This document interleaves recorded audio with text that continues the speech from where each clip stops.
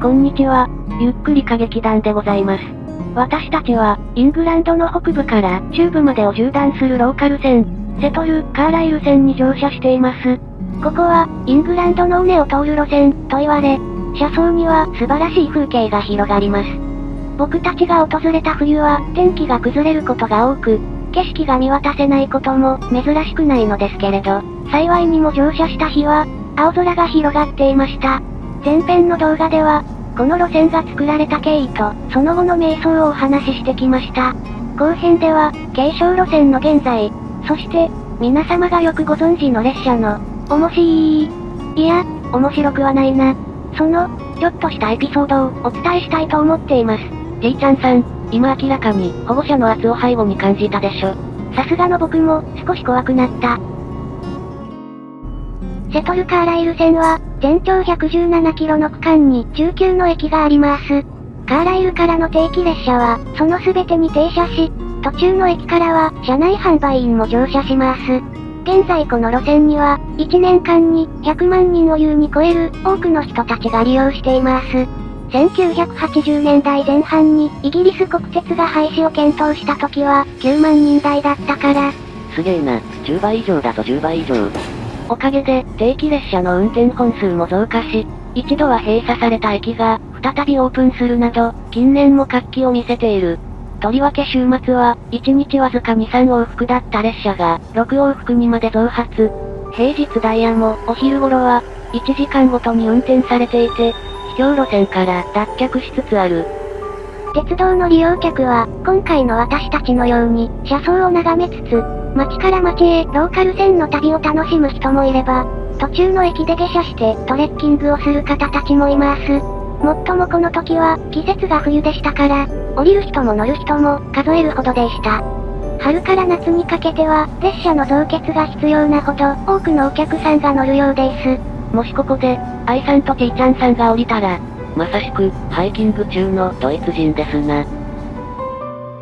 そういえば前から気になってたんだけど、ここって自然保護区になった国立公園の敷地でしょ？どうしてそんな場所を鉄道が走るようになったの？愛さん、それは時系列が逆だ。もともと鉄道が通っていた場所が、後から自然保護区に指定されたんだよ。なので、鉄道だけでなく、道路や小さな村もあり、国立公園の敷地内で暮らしている人もいる。もちろん宿泊施設もあるので、数日間続けてトレッキングをすることも可能だ。中には、鉄道ファンが、列車を撮影するために、泊まり込みをすることもあるそうだ。というのも、セトルカーライル線は、景色が素晴らしい上に、定期列車が少なく、ダイヤに余裕があり、特別チャーター列車が、たびたび運転される。車両は、昔懐かしの蒸気機関車から、レトロなディーゼル機関車まで、様々だ。最近は、特急列車を引退し、保存車になった HST も、チャーター列車として用いられている。セトルカーライル線は、架線がない、非電化区間な上、長い石橋を渡ったり、丘陵地帯のカーブを走る列車の姿が、とても絵になる。この瞬間を写真に収めようと、撮影に訪れる鉄道ファンが、少なくない。ところが、自然豊かな撮影ポイントは、国立公園の奥に位置し、アクセスの手段が限られている。大きな街からは離れ、定期列車の運転本数、周辺の道路も少ないため、絶景の中を走る特別列車を逃さずに収めたい場合は、前日から現地入りするそうだ。蒸気機関車やディーゼル機関車のチャーター列車は、セトルカーライル線をシンプルに往復するものもあれば、西の町、カーライルから、東の都市、ヨーク方面へ抜ける、片道運転など、いくつもの運行パターンがある。中には、リーズから北上し、カーライルに到着後、方向転換を実施。そして、以前私たちの動画でご紹介した、海辺の路線、カンブリアンコーストラインを通る、絶景路線欲張り堪能コース、なんてルートも存在する。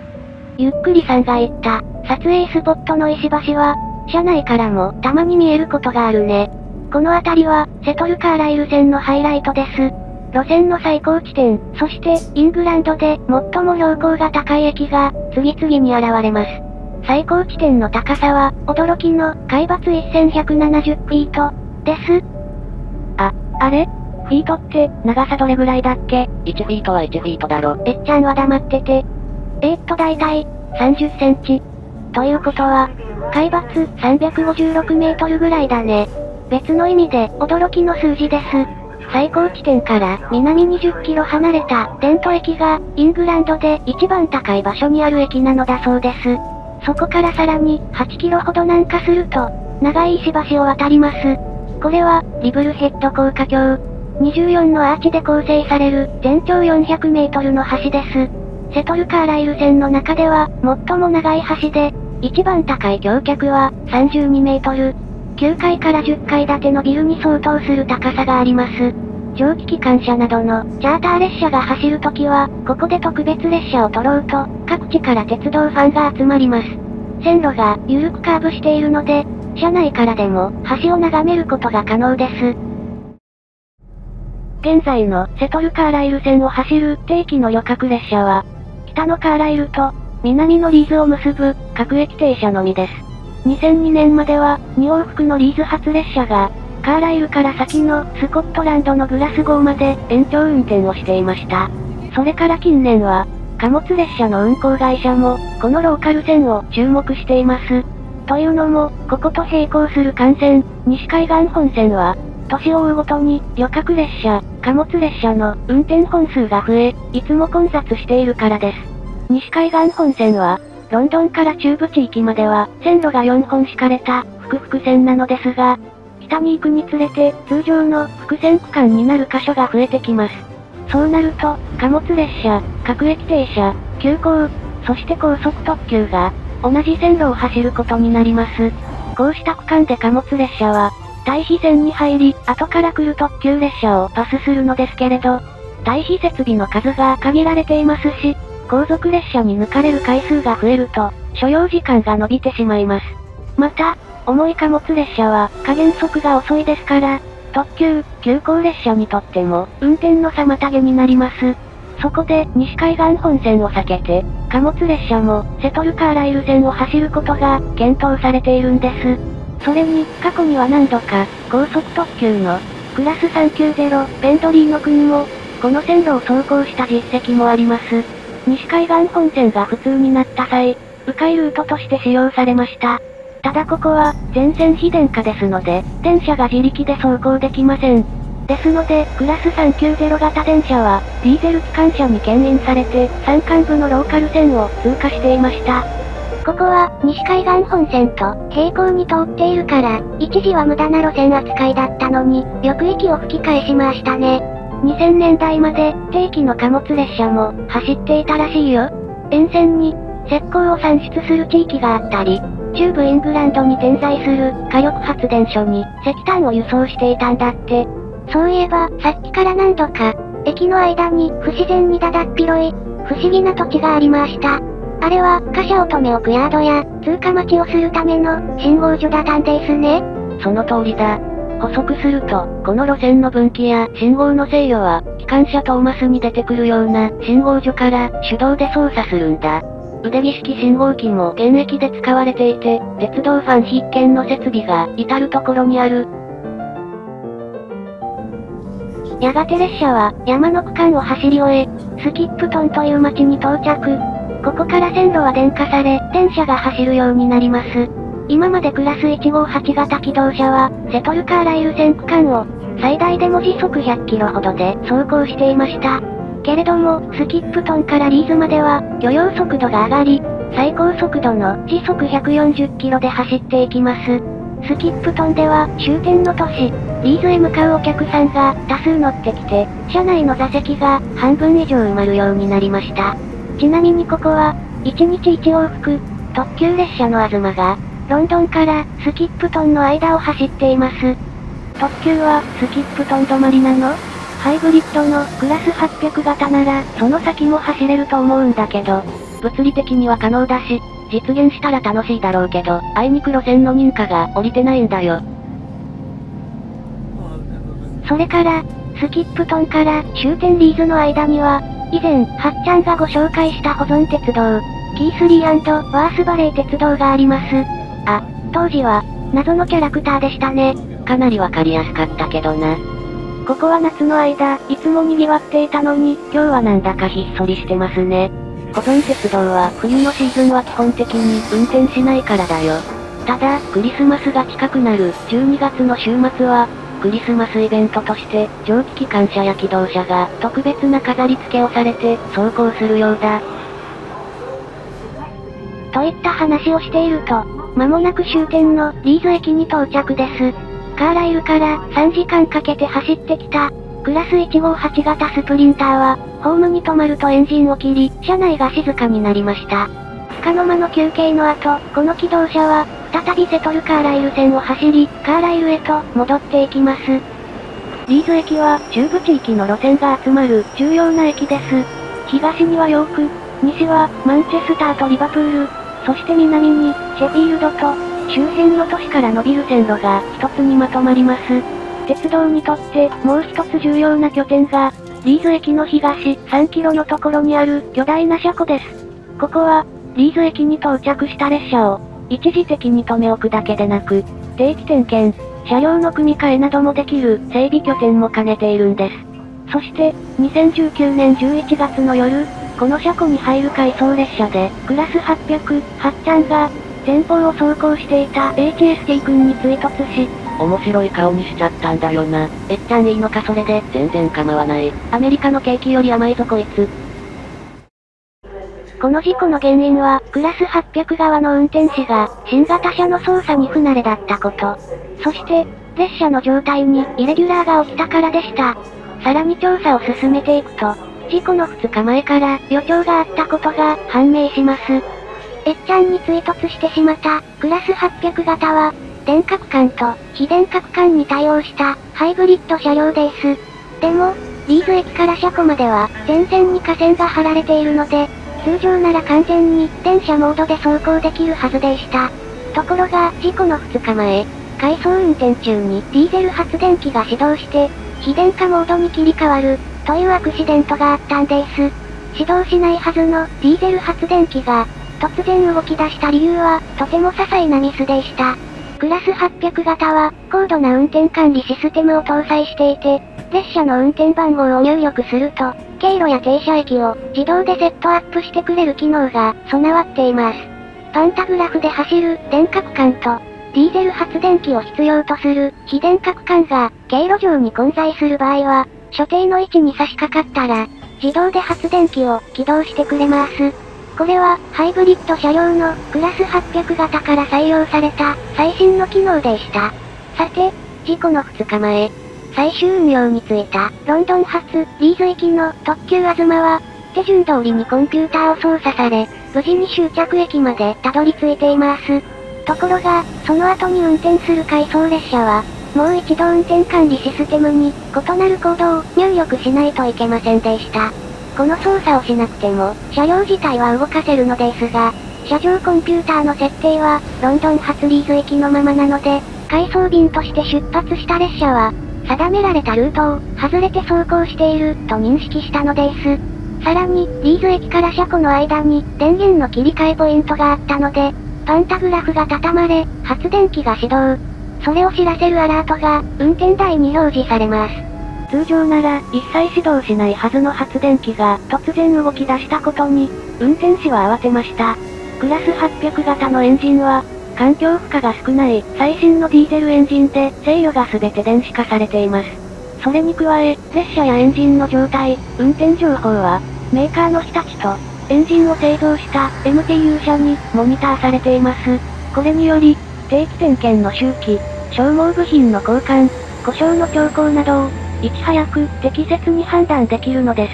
す。しかし、はっちゃんのエンジンは、ちょっと繊細なところがありました。エンジンやオイル、冷却装置が、必要以上に冷えている状態ですと、適切な温度に温まるまでの間、排出する有害物質が増え、エンジンそのものにもダメージを与えてしまうんです。そのためエンジンメーカーでは、始動前にエンジンの予熱を推奨していました。普段通りの運転でしたら、列車が現在地を検知して、非電殻管に差し掛かる前に、適正温度まで、あらかじめエンジンを温めてくれます。ところが、九段の回送列車では、車両のコンピューターが、ルートを外れていると判断したので、冷え切ったエンジンを、準備動作なしに、自動で始動したのです。このことが、また運転士にとって、気がかりになってしまいました。少なからず、エンジンを傷める運転をし、それがリアルタイムでデータセンターに送信されたので、責任を問われるのではないかと考え、それだけで頭がいっぱいになってしまったそうです。このことは、単純な操作ミスだったことが判明し、以降は列車番号を正しく入力するように、運転士は連絡を受けました。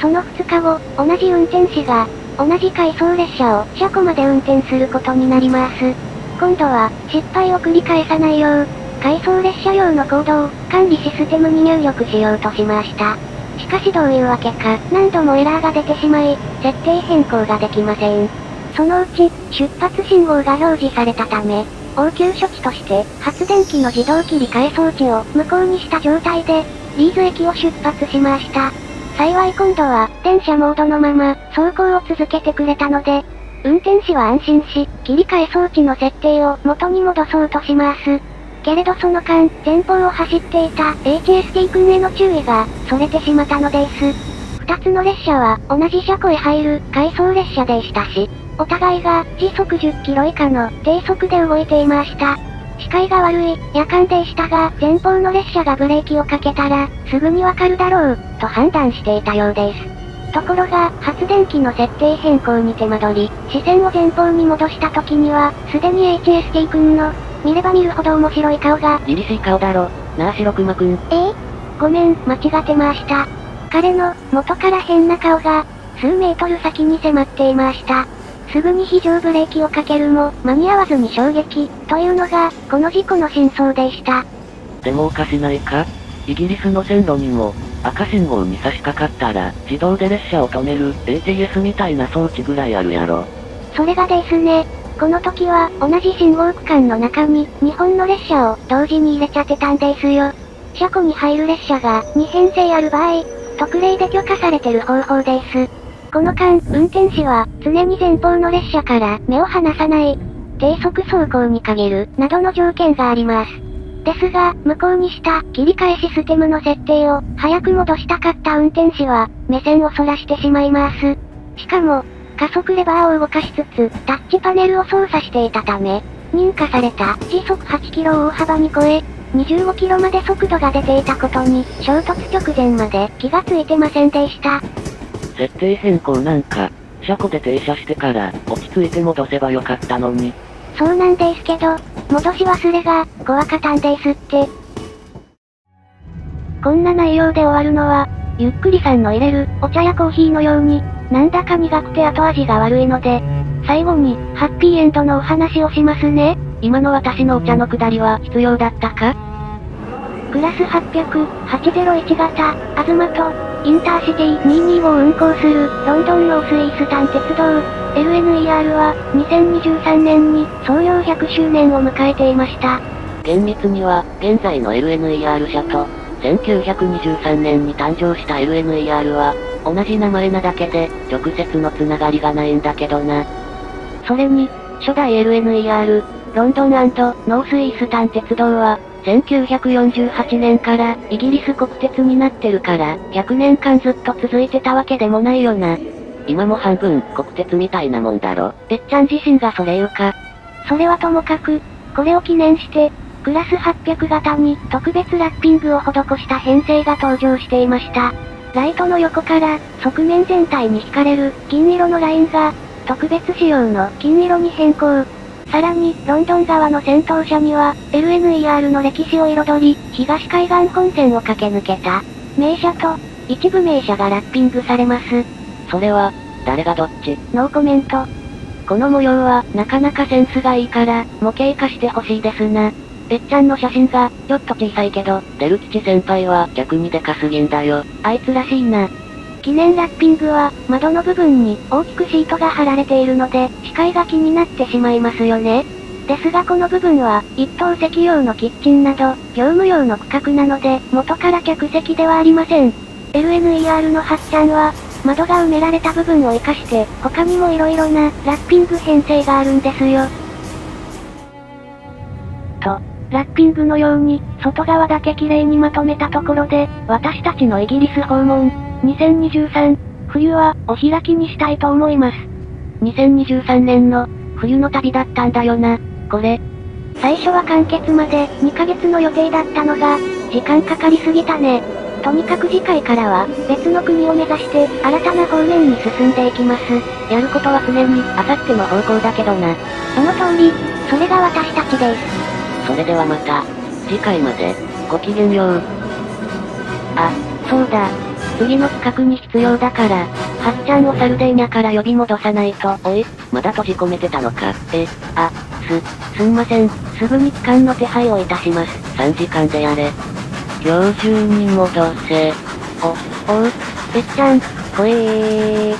ところでさ、はっちゃんの、事故の予兆があった日って、2019年11月11日だったんだよ。あれ、その日付は確か、その通り、名列車の、10周年記念の日でございます。